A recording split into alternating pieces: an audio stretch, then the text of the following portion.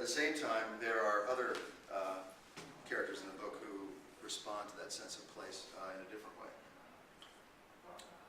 There is, running through the book, a sort of a subplot of some character who's not specified until later in the novel, who's engaged, and he's what we call little acts of eco-terrorism.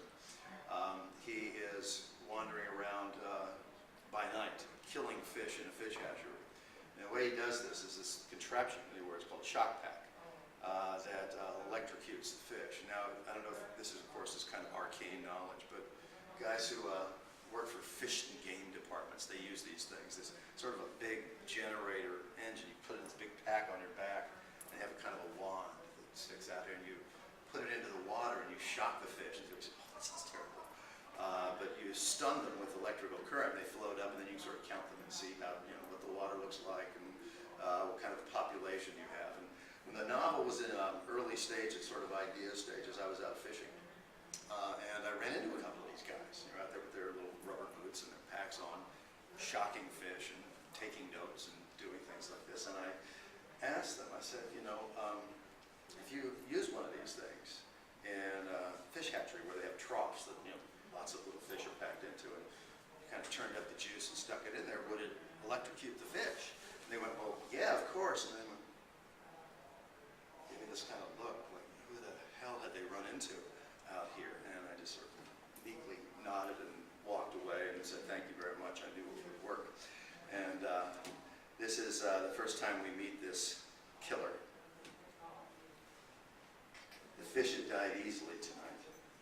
A weak lot, he thinks. Killing was easy. A couple of minutes, the flip of the switch, the sweep of the wand, a simple act, with the right equipment to electrocute a few thousand stupid fish trapped in concrete hatchery pens. He hears something moving slowly over the dead leaves carpeting the forest floor up the hillside. A possum, he thinks.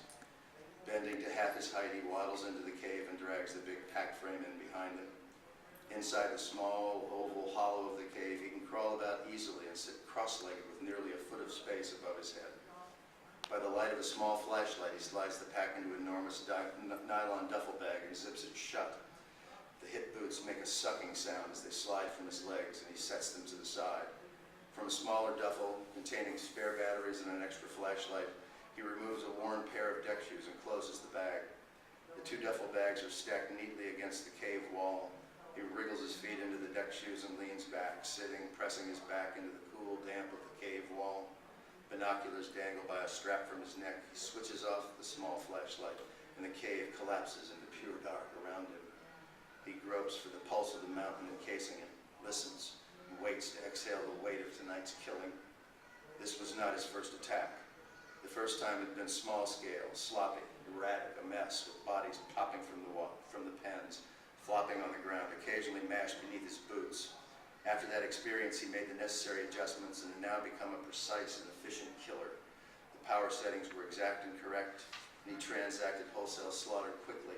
The pitiful hatchery trout jolted from the shock and rolled up on their pallid silver sides, dead in the water. They had to die. Too many of them, and they didn't belong here. The killing was good, decent, righteous, but still the density of such a concentration of death pressed on him, clung to him like a coating of heavy oil. He had killed so many tonight, more than before. They would suspect something deliberate now. He would have to be careful, but it had to be done. The mountain breathes around him, into him. He sets his head back against the cave wall and listens to the pulse, the rush of underground springs in the earth behind him. Crickets and cicadas hum in the forest outside the cave, and subterranean water pumps through the ground around him. He hears it all, cohered into a seamless murmur inside his ears, and he loves it all. He exhales a long, raspy plume of hot air into the cool cave. He did what must be done, and he was right to do so. They don't belong here, he whispers into the live rock. I want to read another section from the novel, from much later in the novel, where Sandy sort of recounts a little bit of what led her to be in this place. She has this relationship with an old English teacher named James Keefe, who she has run into in the woods, who has a cabin back on a stream back away from everything. And he's injured himself, and she has come to be a kind of an informal caretaker for him. And they share the passion for the water and the fishing. And so during that time, he tells her a little bit about how he came to be there, and she tells him a little bit about how she came to be there. So this is James Keefe and Sandy Holston. Over the following few days, Sandy kept a close watch on Keefe, driving the fire road up to his bungalow twice a day, before and after work. He couldn't hide his discomfort with the idea, but had relented when she asked for his key to the fire road gate. "It's official then," he had said. "I'm your prisoner. Looks like it." She checked his vital signs, the yellowing bruise on the side of his head, and cleaned and rewrapped his ankle.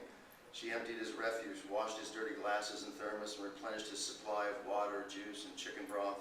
She refused to allow him a cup of coffee. Keefe had little appetite, but one day she cooked him a massive plate of mashed potatoes when he admitted to a craving for that one thing. Sandy tended to his needs with her usual precision, but carried out her actions with more attention to the little details than she ever would in her professional life. When she stopped by after work, she lingered longer than was necessary. Keefe's appetite improved, but remained limited. His fever had dissipated by the third night of his convalescence, and his lungs were beginning to clear, but he was still weak, sleeping a lot.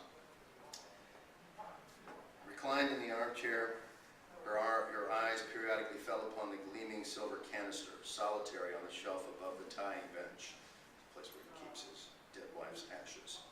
Again, she thought how oddly the canister stood out in the only clean, orderly spot in the room.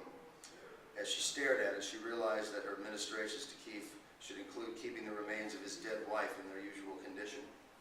She took a towel from the kitchen and wiped the shelf and lamp clean of dust, and ran the cloth around the simple, shining curves of the urn, careful not to nudge the lid loose. Setting it back in place, she stood with her hand resting on the shelf, her gaze locked on the canister.